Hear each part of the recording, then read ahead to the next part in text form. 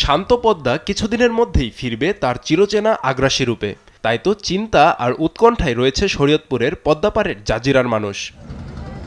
তবে এবার যেন আতঙ্ক বেড়েছে কয়েক গুণ, কেননা পদ্মা সেতু প্রকল্পের পূর্ব পাশের নদীর গভীরতা বৃদ্ধি পাওয়ায় 2 কিলোমিটার বাঁধটি এখন পুরোপুরি ঝুঁকিপূর্ণ, যা সমীক্ষা শেষে নিশ্চিত করেছে পানি উন্নয়ন বোর্ড। এরই মধ্যে কিছু কিছু জায়গায় দেখা দিয়েছে ভাঙ্গন। পদ্মা নদীর পাড়ে দ্রুত বেড়িবাঁধ নির্মাণ না করলে ফসলি জমি, গবাদি পশু এবং এলাকার বাসিন্দারা মারাত্মক ক্ষতির মুখে পড়বে। তাই ভাঙ্গন ঠেকাতে দ্রুত টেকসই বেড়িবাঁধ নির্মাণের দাবি স্থানীয়দের। প্রতি বছর গরু ছাগল নিয়ে বলা পান নিয়ে আমাদের কত কষ্ট হইতাছে। আমাদের যদি এই বেড়িবাঁধটা যদি একটু শক্তভাবে পোক্তভাবে কইরা দেন, যদি প্রতি বছর না ভাঙে, তাহলে তো আমাদের লিগে একটু সুযোগ সুবিধা একটু ভালো হয়। বিবিএ যেই বাঁধটা করছিল এটা স্থায়ী বেড়িবাঁধ করেনি। এখন বাঁধ এর মাঝে ধসে যাওয়ার পরে যেই বাঁধটার আপনার জরুরি ভিত্তিতে যে কাজটা চলতেছে, এটা ক্ষণস্থায়ী একটা কাজ।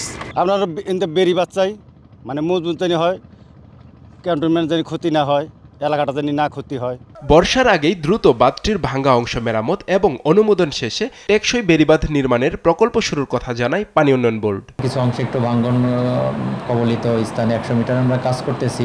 এটা মূলত এই ভাঙ্গনটাকে ঠেকানোর জন্য, যেন সামনে এই ভাঙ্গনটা আর বেশি প্রসারিত না হয়, এবং পাশাপাশি আমরা এই 2 কিলোকে স্থায়ীভাবে কাজ করার জন্য আমাদের যে চলমান যে প্রকল্প আছে সেটার মধ্যে অন্তর্ভুক্ত করে এই 2 কিলোকে স্থায়ীভাবে কাজ করার আমাদের পরিকল্পনা আছে। যুগের পর যুগ পদ্মার করাল গ্রাসে ক্ষতিগ্রস্ত জাজিরার মানুষ তাদের শেষ সম্বলটুকু রক্ষায় দ্রুত পরিকল্পিত টেকসই বেড়িবাঁধ নির্মাণ করবে সংশ্লিষ্টরা, এমন আশা স্থানীয়দের।